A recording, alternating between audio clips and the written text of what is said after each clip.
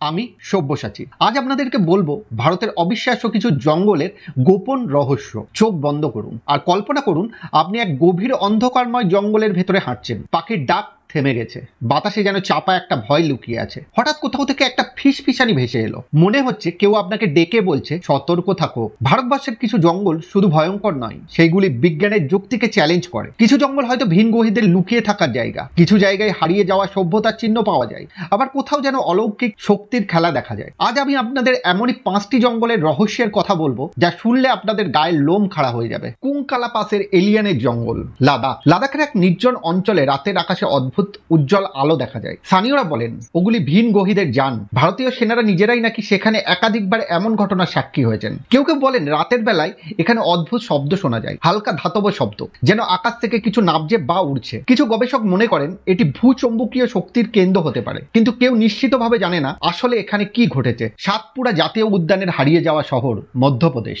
গভীর জঙ্গলের ভেতরে ঘন কুয়াশার মধ্যে লুকিয়ে আছে এক শহরের ধ্বংসাবশেষ, যা আজও এক রহস্য। স্থানীয়দের মতে এটি এক অভিশপ্ত শহর যেখানে একসময় এক শক্তিশালী রাজবংশের বসবাস ছিল। হঠাৎ করে একদিন শহরের সমস্ত মানুষ উধাও হয়ে যায়। রাতের বেলা অনেক অভিযাত্রী বলেছেন তারা এখানে অদ্ভুত আওয়াজ শুনেছেন। মাটির নিচে যেন কেউ হেঁটে চলেছে, বাতাসে ভেসে আসে কেমন যেন চাপা কান্নার শব্দ। গবেষকরা বলেন হয়তো এটি কোনো প্রাচীন উপজাতির শহর ছিল, তবে কিভাবে এটি ধ্বংস হলো বা পরিত্যক্ত হয়ে গেল সেই উত্তর আজও অধারা। সুন্দরবনের মানবভক্ষী বাঘ ও বনবিবির অলৌকিক শক্তি, ওয়েস্ট বেঙ্গল অ্যান্ড বাংলাদেশ। সুন্দরবনের জঙ্গলে গেলে আপনার মনে হবে এখানে আপনি একা নন, এক অদৃশ্য শক্তি আপনাকে অনুসরণ করছে।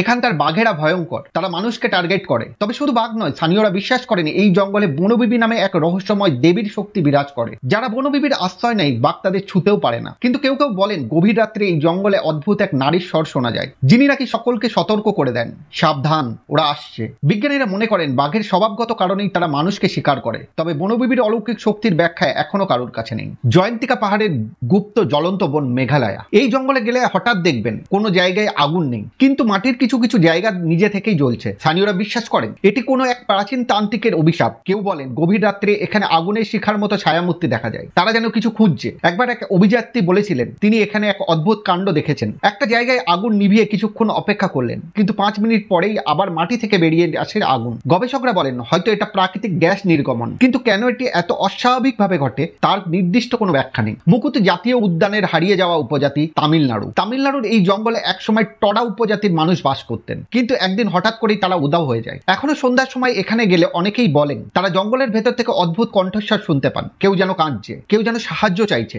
একজন পর্যটক একবার বলেছিলেন তিনি জঙ্গলের গভীরে এক পুরনো পাথরের ঘর দেখতে পেয়েছিলেন, কিন্তু যখন তিনি সেই জায়গায় ফিরে আসেন তখন ঘরটি আর খুঁজে পাননি। কেউ বলেন হয়তো উপজাতিরা অন্য অঞ্চলে চলে গেছে। তবে এত বিশাল সংখ্যক মানুষের একসঙ্গে হারিয়ে যাওয়ার ব্যাখ্যা আজও অজানা। এই জঙ্গলের রহস্যগুলি আজও অমীমাংসিত। কেউ বলে এসব অলৌকিক ঘটনা, কেউ বলে বিজ্ঞানের বাইরে থাকা কিছু শক্তির খেলা। কিন্তু একটি ব্যাপার নিশ্চিত, এগুলি শুধুই গল্প নয়, এগুলি এমন কিছু ঘটনা যা সত্যিই ঘটেছে। তাহলে বলুন আপনি কি একদিন এই জঙ্গলে যেতে সাহস করবেন?